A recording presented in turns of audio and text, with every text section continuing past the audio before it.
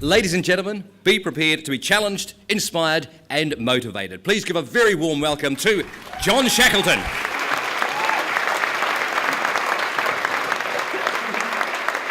I'm what they call a motivational speaker, and I have absolutely no idea why they call us that.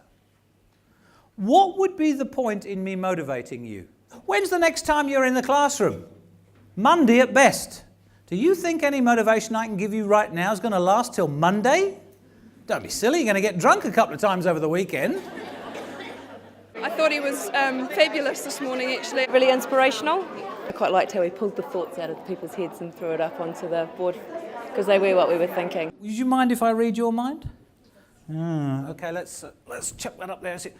Oh no, please don't pick on me. Well, what about this man here with a funny bow tie? Let's grab a thought from him and see what that one does. What does this guy know about teaching? Well, not a lot, actually. I thought teaching was a place in China, but... I liked his message and got us thinking. You know, making changes and facing your fears. Very thought-provoking. You hear people say that all the time, oh, things have got to change around here. But it's actually, you know, we that have to change. Ladies and gentlemen, things don't change. We change. The school will not get better. We get better. Our staff will not get better because we're good at leadership. We get better at leadership. Our job is to change. It is not to be the same as we were yesterday. If you're one of these people that's sort of sitting there and relaxing and saying, well, that's it, I've made it, I tell you what, it's interesting, you will not stay static. If you look outside in nature, nothing is static. Things are either growing or decaying. Is that right? So if you are not growing, and I don't mean this way, if you're not growing, guess what? You're not standing still. You're going backwards. He was really funny, humorous. He made lots of jokes, made people laugh. Hilarious. I think humour is really, really important. It keeps everyone's attention and puts a message across that is really important in a more light-hearted way, and I think people are more open to it if there is humour. I'm not even going to look under my... Because even if it is there, John, I'm not doing it. And they normally add at the end, you see, because I'm in control. No, you're not. You did not stop you. You know what stopped you? Fear stopped you. You weren't in control, fear's in control. It was at that moment you learnt adrenaline is brown.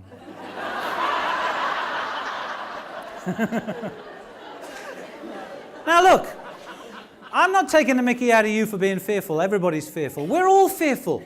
We have fears all the time, and there is nothing wrong with that. But do you know what we learn as human beings? Most of us, when we're younger, do you know what we learn? We learn to run away from our fears. Oh, just incredibly inspiring. Actually walking in to confront fear and challenging yourself and being able to stand back and actually say it's not about trying to change or motivate people, but being that inspiration yourself and walking the talk. And I thought that he told a few home truths about skill versus motivation. Motivation's amazingly important. My father retired at the age of 60. By the time he was 62, he'd had 2 heart attacks. After the second heart attack, he went to his doctors, and the doctor said to him, and he used these 10 simple words, if you don't change your lifestyle, you'll be dead in 6 months. Now, I'm a health and fitness freak, and I've been banging on to my dad about quitting smoking and changing his diet and taking up exercise for years. He didn't take any notice of me, did he? I'm his son, what do I know? But the doctor says those 10 simple words, and bang, my father immediately changed. My father walked out of his office a non-smoker. He immediately changed his diet. And at the age of 62, he took up exercise. He started walking 5 kilometers a day. He's now 85, and we've no idea where he is. No.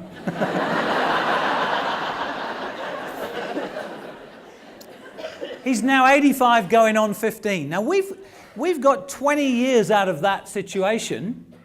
Why? Because the doctor motivated him. No, the doctor did not motivate him. I had been using those words to my father for many years. The words were in place. My father took the words and for the first time in his life internalized them. All motivation is internal. If you wanted to lose weight, why don't you send an email to your entire database saying, if I haven't lost 10 kilos in the next 10 weeks, I will put a picture up on Facebook of me in my bathing suit, in my bikini. Yeah! Now when you look at the donut, what are you thinking? Oh, I don't want the donut. That's motivation. That's commitment. Oh, it was absolutely fantastic. He just hits the nail on the head, eh? You get so busy in your profession and you constantly kind of make excuses, thinking, yeah, I can do this, I can't do that, or, But no, he was great. Huge amounts of wisdom in his words just to go back through.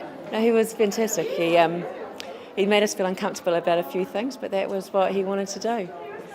Yeah, he really made some concepts really challenging. He asked some really challenging questions and I got a lot out of it. Our self-esteem controls everything. Everything. Every word out of your mouth, every action that you take is controlled by your self-esteem. And let me ask you a question. When was the last time you had a training course, read a book, or listened to a CD about self-esteem? We spend all of our time studying skills. And yet, what will determine your success? What will determine the success of your staff? I've got to inspire you to change. And in order to do that, I've got to make you uncomfortable. Because if you're comfortable, you won't change. Here's the nasty question that will make you feel uncomfortable. Exactly what are you doing about it? I just need to remind you of one thing, ladies and gentlemen. Things don't change. We change. Thank you very much for your time.